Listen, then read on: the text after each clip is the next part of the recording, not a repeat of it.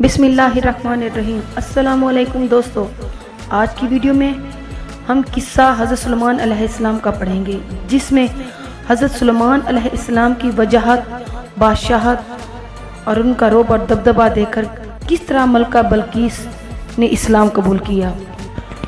آج سے ہزاروں سال قبل جزیرہ عرب کے جنوبی علاقوں میں یمن کے گرد نواح میں ایک شہر آباد تھا جسے سبا کہتے تھے، اور وہاں آباد لوگوں کو قوم سبا کہہ کر پکارا جاتا تھا۔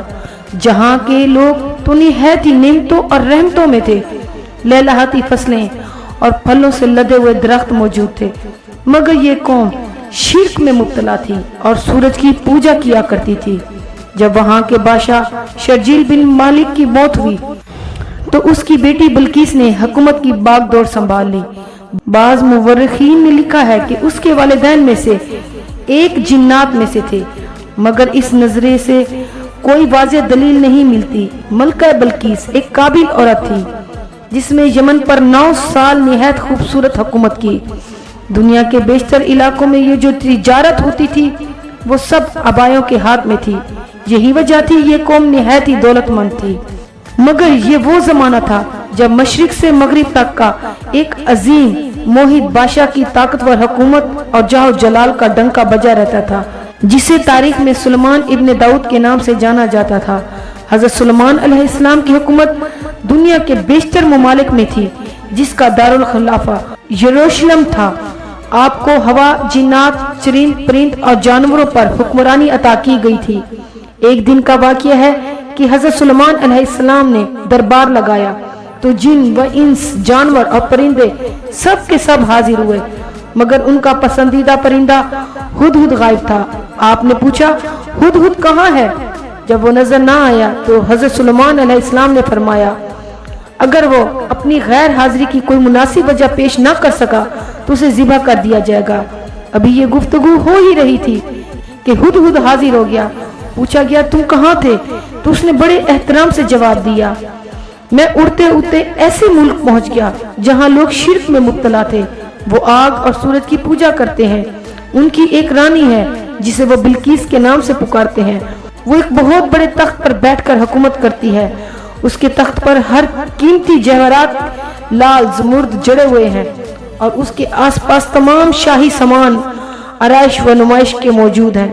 حضرت سلیمان علیہ السلام نے کہا، اگر تمہاری بات سچ ہے تو تم میرا خط اس ملکہ تک پہنچاؤ تاکہ وہ شرک سے باز آ جائے، اور خط پہنچانے کے بعد وہاں بیٹھ کر سنو کہ وہ کیا عمل اختیار کرتی ہے، اور آ کر مجھے خبر دینا۔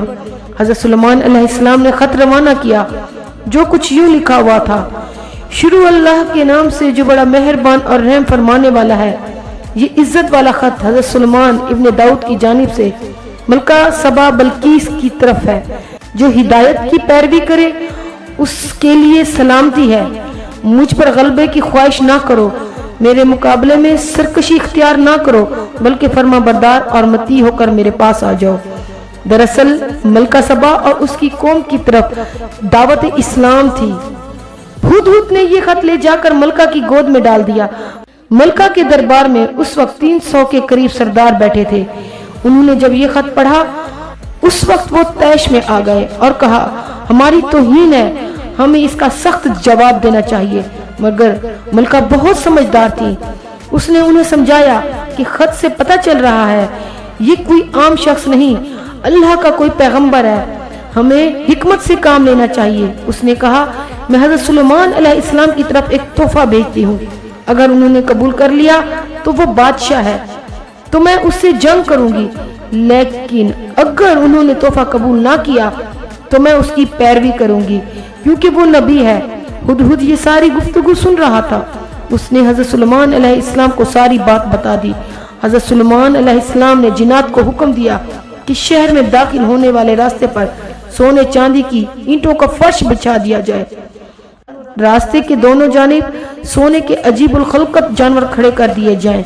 وزراء اور عمرہ کی مال اور سلطنت کی تمام کرسیوں کو سونے کا کر دیا جائے۔ دربار ہیرے جواہرات سے مزین کیے جائیں۔ ادھر بلقیس نے حضرت سلیمان علیہ السلام کے لیے تحائف روانہ کیے، جن میں سے سونے کی اینٹیں، جواہرات، غلام، کنیزیں اور ملکہ کا ایک خط بھی تھا۔ جب یہ تمام تحائف لے کر قاصد حضرت سلیمان علیہ السلام کے دربار میں پہنچے اور انہوں نے یہ سب دیکھا تو شرمندہ ہوئے۔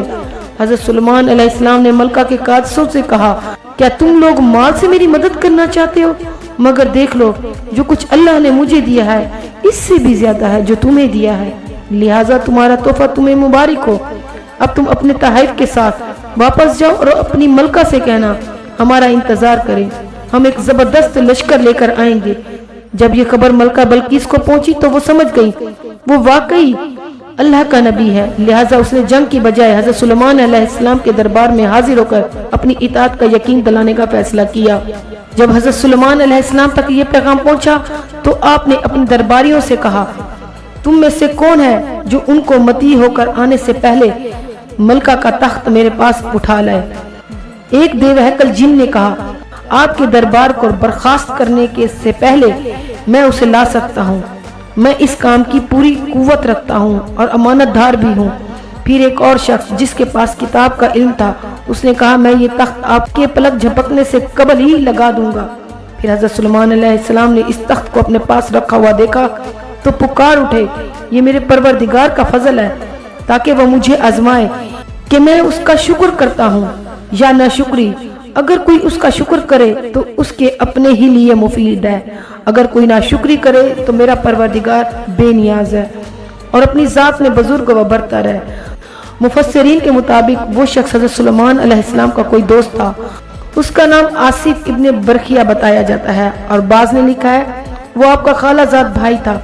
کہا جاتا ہے اس تخت کی لمبائی 80 ہاتھ، عرض 40 ہاتھ اور اونچائی 30 ہاتھ تھی۔ اس میں موٹی سرخ یاقوت سبز زمرد جڑے ہوئے تھے۔ حضرت سلیمان علیہ السلام نے اس تخت میں رد و بدل کر دیا اور اسے پہلے سے بھی بہتر بنا لیا۔ جب ملکہ بلقیس حضرت سلیمان علیہ السلام کے دربار میں حاضر ہوئی تو آپ نے پوچھا، کیا تمہارا تخت بھی اسی طرح کا ہے؟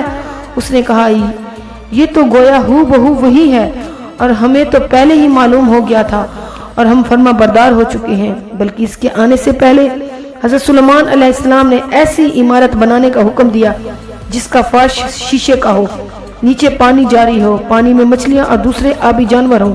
حضرت سلیمان علیہ السلام اس عمارت میں اپنے شاہی تخت پر جلوہ افروز تھے اور شیشے کے نیچے سے پانی کو اپنی پوری آب و تاب سے بہ رہا تھا، جبکہ اس کے اوپر شیشہ نظر نہیں آ رہا تھا۔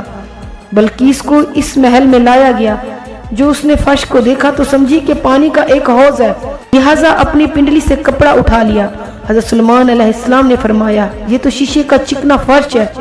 تب وہ شرمندہ ہوئی اور بول اٹھی، اے میرے پروردگار، میں سورج کی پوجا کر کے اپنے آپ پر ظلم کرتی رہی ہوں اور میں نے سلیمان کے ساتھ اللہ رب العالمین کی اطاعت قبول کر لی ہے، لہٰذا بلقیس پر یہ ظاہر ہو گیا جس طرح وہ شیشے کے صحن کو پانی کی لہریں مارنے والا گہرا حوض سمجھ کر بیٹھی، اسی طرح اس نے اور اس کی قوم نے سورج کی چمک و دمک دیکھ کر اسے معبود اور خدا سمجھ بیٹھے ہیں۔